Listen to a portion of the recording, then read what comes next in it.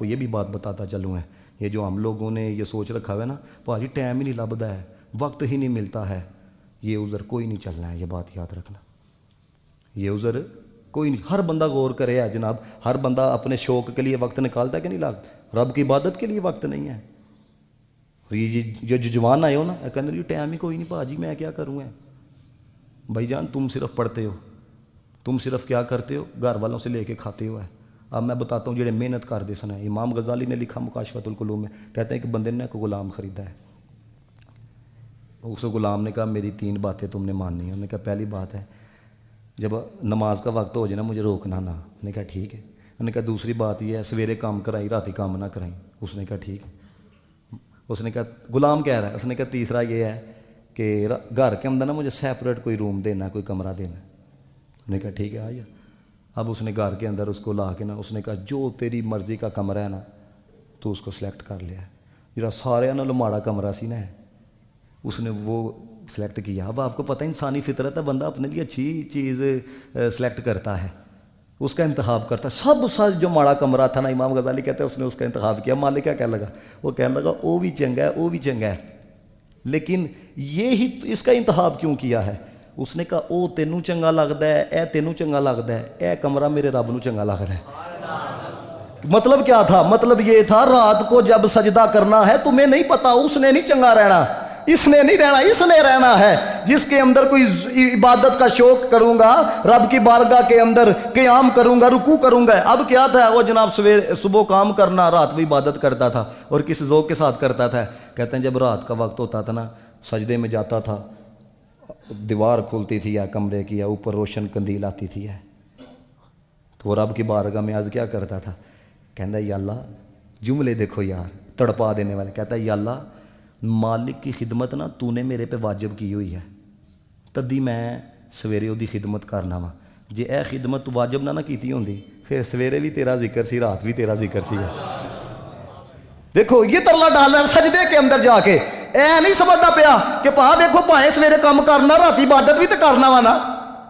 سمجھ آ گئی ہے بات کی؟ نہیں یہ نہیں کہہ رہا، بلکہ دیکھو یار جب لائن مل جاتی ہے، جب جناب لذت آ رہی ہوتی ہے، یہ نہیں کہہ رہا کہ سویرے پائیں میں لگیا رہنا وہ دی خدمت دے اندر. نہ مولا جے سویرے صبح مالک کی خدمت واجب نہ کی ہوتی پھر سویرے بھی تیری یاد سی، پھر رات بھی تیری یاد سی ہے. وہ کہتے ہیں وہ جو مالک تھا نا وہ ایک دن گزرا تھا قریب سے، انہیں دیکھ لیا رات کو ہے، ساری رات وہ کھلو کے نہ روندا رہا، انہوں دیکھ کے آیا یہ ترلے کیا ڈال رہا ہے.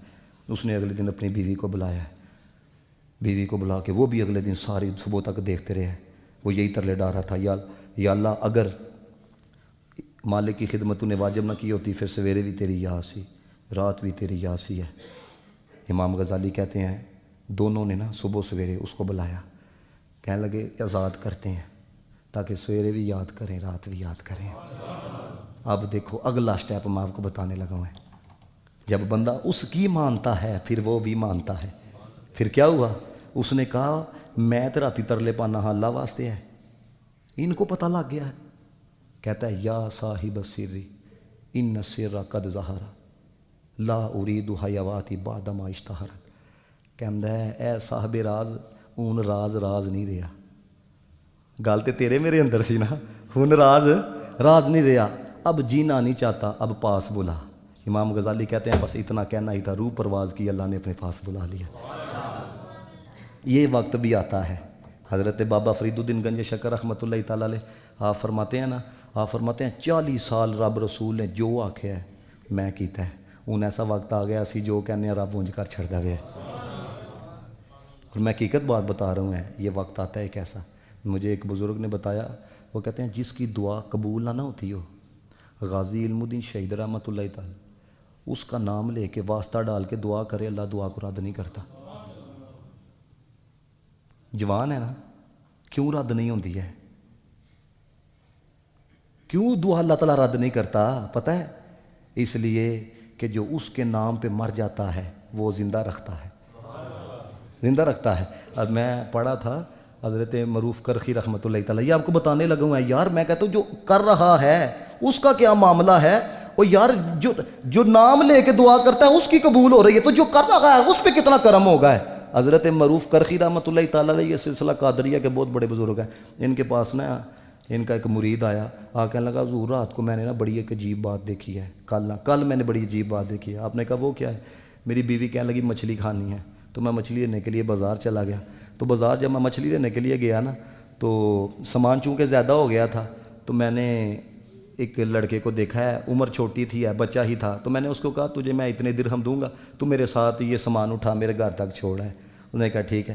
کہتے اس نے سامان اٹھایا ہوا نا چلتا ہوا آ رہا ہے، رستے کے اندر ظہر کی اذانیں ہو گئی ہیں، تو مجھے مخاطب کر کے کہنے لگا وہ بڑے نماز نہیں پڑھے گا، وہ بڑے نماز نہیں پڑھے گا۔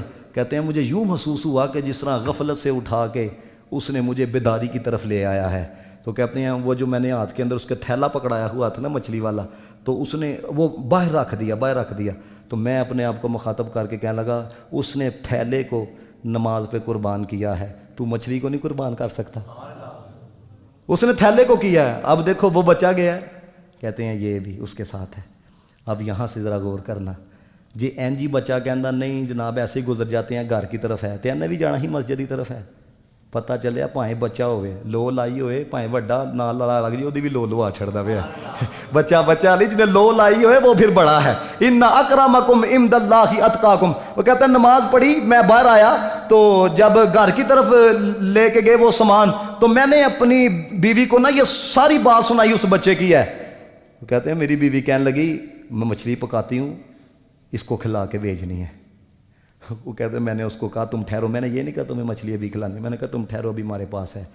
تو کہتے ہیں جب تھوڑا سا وقت گزرا نا، کہتے ہیں اس لیے ٹھہرایا ہوا ہے تمہیں پاس، مچھلی پک رہی ہے تمہیں ابھی کھلانی ہے۔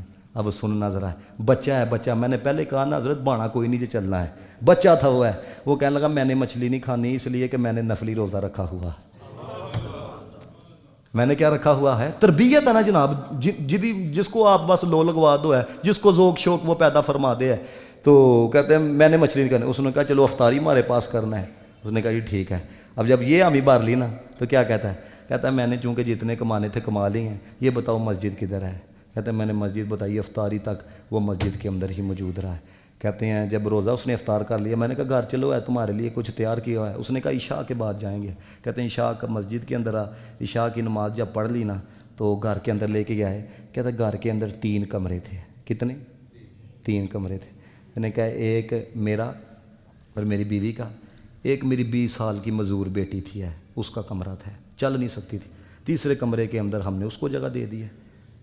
کہتے ہیں آدھی رات کا وقت ہوا تو بیٹی جو تھی نا اس نے آ کے دروازے پہ دستک دیا۔ میں نے کہا کون؟ اس نے کہا بیٹی۔ وہ ڈر گیا، وہ کہتا ہے میں تو یہ سمجھتا تھا تم تو گوشت کا ایک ٹکڑا ہو جو گھر کے اندر پڑے ہوئے ہو، تم تو چل ہی نہیں سکتی تھی ہے، کون ہو تم صحیح بتاؤ؟ اس نے کہا ابو جی آپ کی بیٹی ہے۔ کیا کہا؟ سارے بولو آپ کی بیٹی ہے۔ وہ ڈرتا ڈرتا اس نے دروازہ کھولا، دیکھا سامنے واقعی بیٹی تھی۔